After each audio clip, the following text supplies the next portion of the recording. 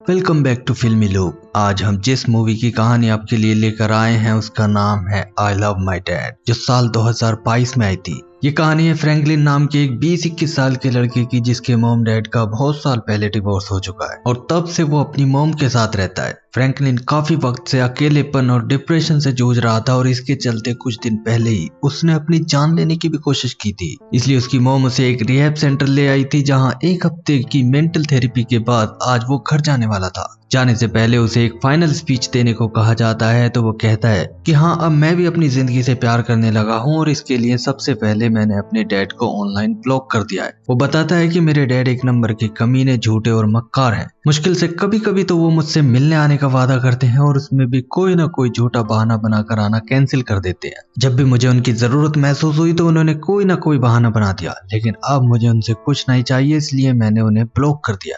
इस तरह वो अपनी मॉम के साथ उनके घर चला जाता है, लेकिन दूसरी तरफ उसके डैड, जिसका नाम चक है, वो जब ये देखता है कि उसके बेटे ने फेसबुक से उसे ब्लॉक कर दिया है तो वो उसे कॉल करने लगता है। लेकिन उसकी कॉल देखते ही फ्रैंकलिन उसका नंबर भी ब्लॉक कर देता है, तो चक बेचैन हो जाता है। अपनी वाइफ से डिवोर्स के बाद भले ही वो फ्रैंकलिन से बहुत कम मिलने जाता हो, लेकिन फेसबुक पर वो उसकी एक एक एक्टिविटी को फॉलो करता था। यहाँ तक कि ऑफिस टाइम में भी वो बार बार फेसबुक खोल कर देखता रहता था कि शायद उसने कोई नई पोस्ट डाली होगी। चक एक मस्त मौला किस्म का इंसान है, जिसने ऑफिस में ही अपनी बॉस एरिका के साथ चक्कर चला रखा है, लेकिन उन दोनों के बीच कोई सीरियस रिलेशनशिप नहीं है। वो सिर्फ ऑफिस में काम के प्रेशर से बचने के लिए एरिका को खुश रखता है। हमेशा से ही वो एक बेपरवाह इंसान रहा है, जिसे जिम्मेदारियां बिल्कुल भी पसंद नहीं है। जब भी कोई जिम्मेदारी पड़ती है तो उससे बचने के लिए झूठ पर झूठ बोलने लगता है। शायद इसीलिए उसका अपनी वाइफ से डिवोर्स हुआ होगा और इसीलिए आज उसके बेटे ने भी उसे पूरी तरह ब्लॉक कर दिया है। ऑफिस से जाते वक्त उसका दोस्त जिमी जब उसका लटका हुआ चेहरा देखता है तो पूछने पर चक उसे बता देता है कि उसके बेटे ने उसे ब्लॉक कर दिया है।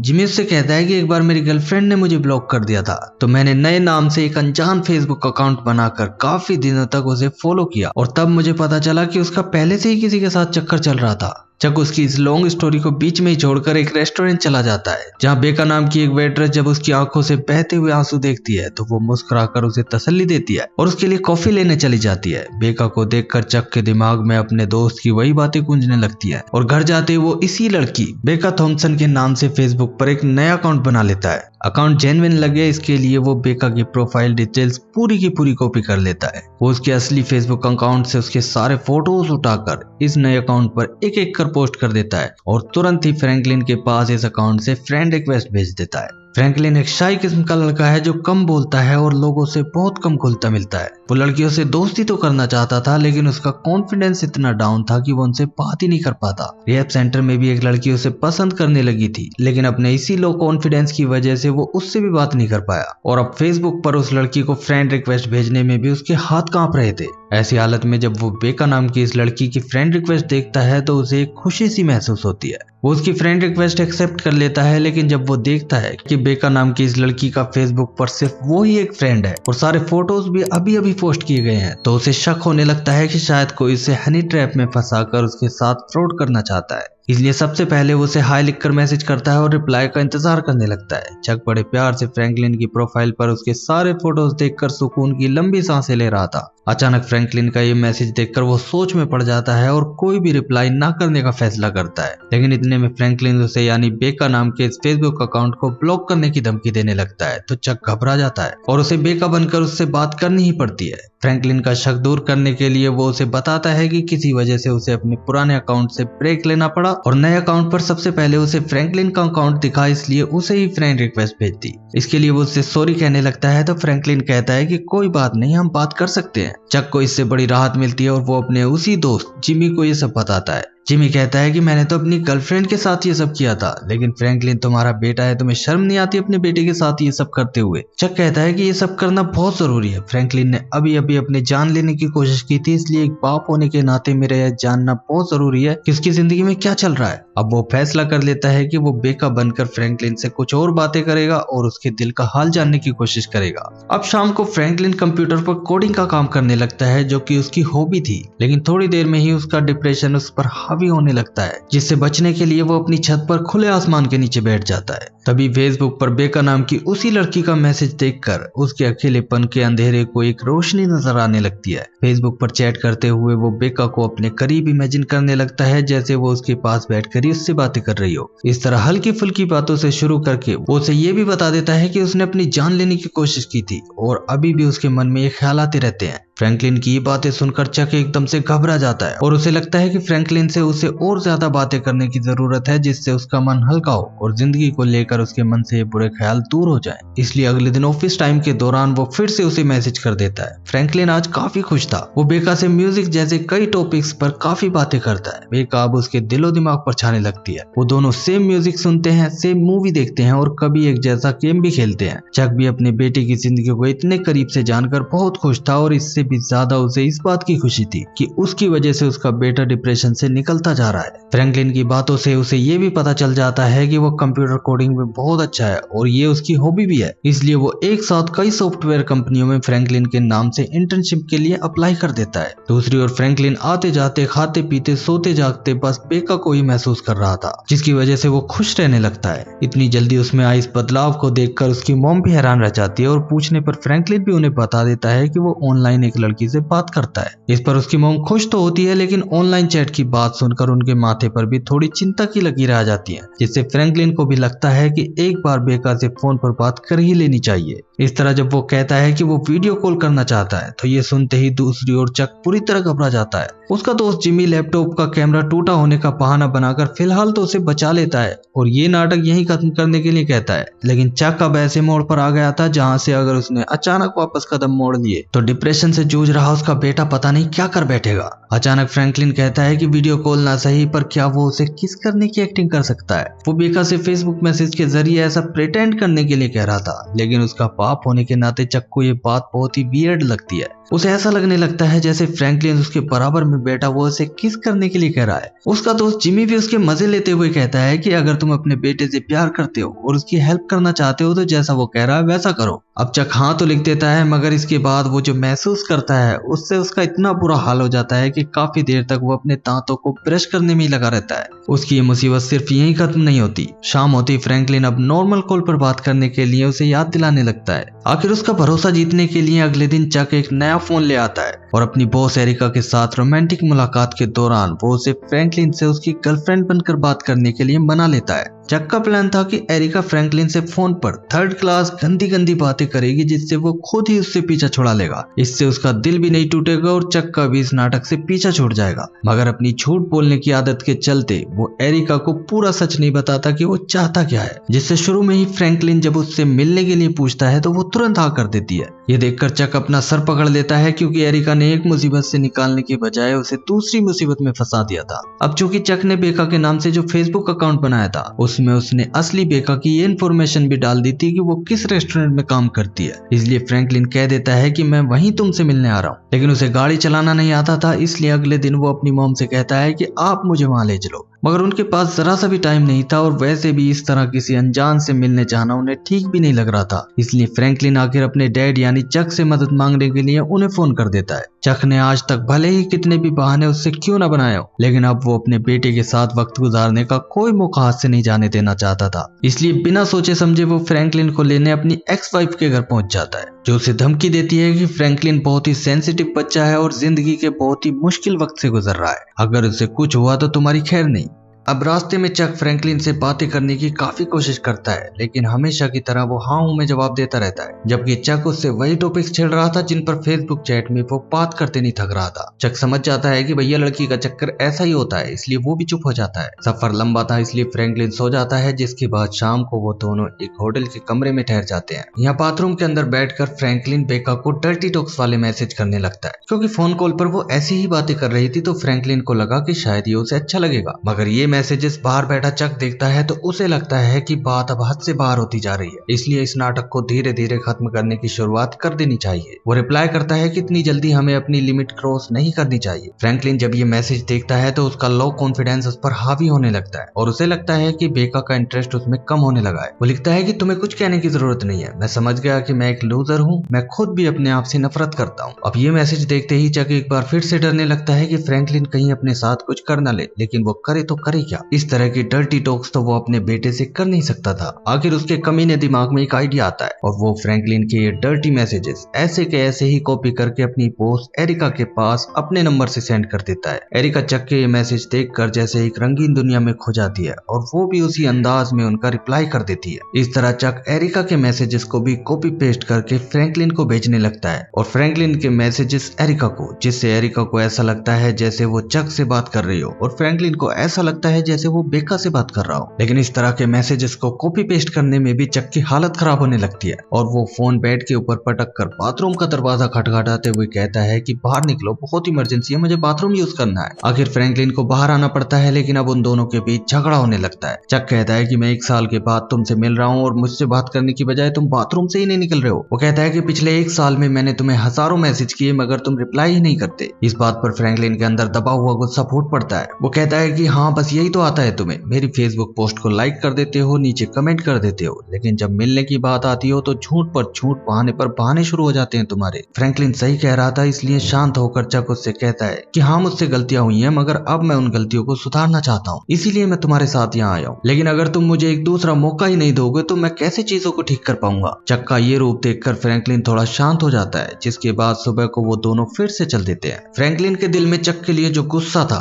रात के इंसिडेंट के बाद, वो धीरे धीरे प्यार में बदलता जा रहा था। वो उससे बात तो करना चाहता था, लेकिन उसे समझ नहीं आ रहा था कि क्या बात करे। चक ये समझ जाता है और बातचीत आगे बढ़ाने के लिए वो कहता है कि चलो आज तुम्हें कार चलाना सिखाता हूँ। फ्रैंकलिन थोड़ा झिझक रहा था, लेकिन चक उससे ड्राइविंग सीट पर बिठाकर उससे कार चलवाने लगता है और उसकी तारीफ भी करते हुए कहता है कि पहली बार में मैंने तो बहुत गलतियां की थी मगर तुमने तो कमाल कर दिया। इस तरह शहर पहुंचकर सबसे पहले चक उसे अपने घर ले आता है जहां फ्रैंकलिन का बचपन बीता था। वो घर के बाहर खड़ी चक की दूसरी गाड़ी को देखने लगता है तो चक उससे कहता है कि अगर तुम्हें पसंद है तो आज से ये गाड़ी तुम्हारी हुई। फ्रैंकलिन खुश होते हुए घर के अंदर चला जाता है और जाते ही सबसे पहले वो बेका से बात करने के लिए उसे मैसेज करने लगता है। चक जब उसका मैसेज देखता है तो वो बेका बनकर उसे समझाता है कि इस वक्त तुम्हें मुझसे नहीं बल्कि अपने डैड से बात करनी चाहिए। तुम खुश नसीब हो जो तुम्हारे डैड तुम्हारे साथ हैं। मैंने तो एक दिन उनसे झगड़ा किया और उसी दिन हार्ट अटैक से उनकी मौत हो गई। काश मैंने उन्हें माफ कर दिया होता और उनसे झगड़ा न किया होता तो शायद मेरे डैड भी आज मेरे साथ होते। चक का ये झूठ काम करता है और आज रात सोने से पहले फ्रैंकलिन उसे गुड नाइट भी कहता है, जिससे उसे बहुत खुशी होती है। अब प्लान के मुताबिक चक फ्रैंकलिन के उठने से पहले उस रेस्टोरेंट में बेका से मिलने पहुंच जाता है, लेकिन यहाँ आकर वो देखता है कि बेका तो अपने साथ काम करने वाले एक वेटर के साथ रिलेशनशिप में है। चक उसका फेसबुक अकाउंट खोलता है तो उसकी एक पोस्ट से पता चलता है कि कल रात ही उन दोनों की दोस्ती प्यार में बदल गई। आखिर उदास होकर वो वापस घर की ओर चल देता है। उसे समझ नहीं आ रहा था कि ऐसा क्या किया जाए कि फ्रैंकलिन बेका से मिलने ही न जाए। इधर घर पर फ्रैंकलिन चक वाली नकली बेका से पूछता है कि मिलने के लिए कौन सी जगह ठीक रहेगी,